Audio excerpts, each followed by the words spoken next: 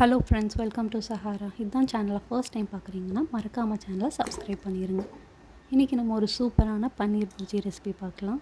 அதுக்கு நான் இன்றைக்கி ஒரு 2 டேபிள் ஸ்பூன் அளவுக்கு கடலெண்ணெய் ஆட் பண்ணியிருக்கேன். அது கூடவே ஒரு 1 டேபிள் ஸ்பூன் அளவுக்கு கீ ஆட் பண்ணியிருக்கேன். இது கூட ஒரு 1/2 டீஸ்பூன் சீரகமும் ஒரு 1/2 டீஸ்பூன் சோம்பும் ஆட் பண்ணி நல்லா மிக்ஸ் பண்ணிக்கலாம். இந்த கடலெண்ணெயும் கீயோட காம்பினேஷன் ரொம்ப நல்லாயிருக்கும். ஸோ சேம் காம்பினேஷனில் ஆட் பண்ணிக்கோங்க. இப்போ சீரகமும் சோம்பும் நல்லா பொரிஞ்சு வந்ததும் 2 ஆனியனை பொடி பொடியாக கட் பண்ணி வச்சுருக்கேன். அதையும் இது கூட ஆட் பண்ணிக்கிறேன். இதை நல்லா கோல்டன் ப்ரௌன் ஆகிற வரைக்கும் நல்லா ஃப்ரை பண்ணிக்கலாம். புர்ஜிக்கு ஆனியன் ரொம்ப நல்லா ப்ரௌன் கலராக வந்துச்சுன்னா அதோடய ஃப்ளேவர் ரொம்ப சூப்பராக இருக்கும். அதனால் நல்லா கோல்டன் ப்ரௌன் ஆகிற வரைக்கும் நல்லா வதக்கி விட்டுக்கலாம். இப்போ பார்த்திங்கன்னா நல்லா கோல்டன் ப்ரௌன் ஆகிற அளவுக்கு நல்லா வதங்கி வந்திருக்கு. இது கூடவே ஒரு 3 பூண்டும் ஒரு இன்ச் அளவுக்கு ஜிஞ்சரும் நல்லா தட்டி வச்சுருக்கேன். அதையும் இது கூட ஆட் பண்ணிக்கிட்டேன். ஜிஞ்சரும் கார்லிக்கும் ஆட் பண்ணதுக்கப்புறமா பேன் கடியில் நல்லா அடிப்பிடிக்க ஆரம்பிக்கும். நல்லா எடுத்து விட்டு நல்லா மிக்ஸ் பண்ணிக்கலாம். அந்த ஜிஞ்சர் கார்லிக் கூட பச்சை வாசனை போகிற வரைக்குமே நல்லா ஃப்ரை பண்ணிக்கோங்க. இது கூடவே நான் ஒரு டொமேட்டோவை விதையெல்லாம் எடுத்துகிட்டு நல்லா குட்டி குட்டியாக சாப் பண்ணி வச்சுருக்கேன். அதையும் ஆட் பண்ணிக்கிறேன். இப்போ இந்த டொமேட்டோ நல்லா வெந்து வரட்டும். அது வரைக்கும் நல்லா மிக்ஸ் பண்ணிக்கலாம். இந்த ரெசிபி கண்டிப்பாக ஒரு 15 மினிட்ஸ்க்குள்ளே ரொம்ப ஈஸியாக பண்ணிடலாம். ரொம்ப டேஸ்ட்டாகவும் இருக்கும். அதனால் குழந்தைங்களுக்கு இல்லை ஜிம் போகிறவங்க ப்ரோட்டீன் எடுக்கணும்னு நினைக்கிறவங்களுக்கு கண்டிப்பாக செஞ்சு கொடுங்க. டொமேட்டோ நல்லா வெந்து வந்துடுச்சு. இது கூட ஒரு 2 டீஸ்பூன் அளவுக்கு சில்லி பவுடர் ஆட் பண்ணிக்கிறேன்.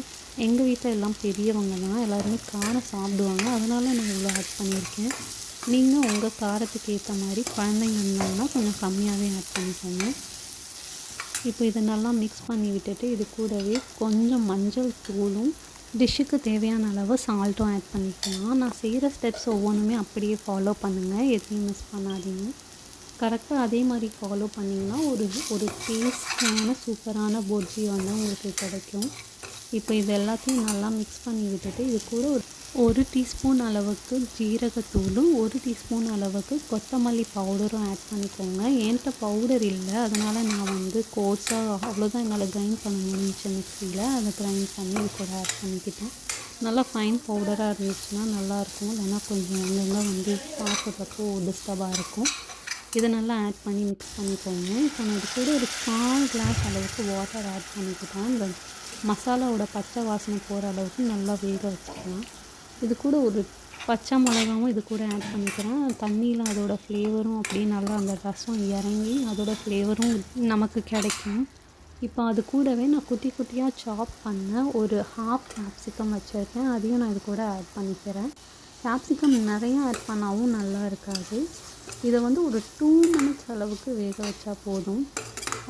ரொம்ப வெந்தால் ஒரு மாதிரி கேப்சிகம் சொங்கி போயிடும். அதனால் 2 மினிட்ஸ் வேக வச்சாலே நமக்கு கரெக்டாக இருக்கும். இது கூட 200 கிராம் பன்னீரை நான் சீஸ் கிரேட்டரில் நல்லா அந்த மாதிரி கிரேட் பண்ணி வச்சுருக்கேன். அதையும் இது கூட ஆட் பண்ணிக்கிறேன். நீங்கள் கிரேட்டர் இல்லைன்னா கையிலேயே நல்லா க்ரம்பிள் பண்ணி கூட ஆட் பண்ணிக்கலாம். அதுவும் நல்லா தான் இருக்கும். இப்போ இந்த பன்னீரை நல்லா இந்த மசாலாஸ் கூட நல்லா மிக்ஸ் பண்ணி விட்டுக்கலாம்.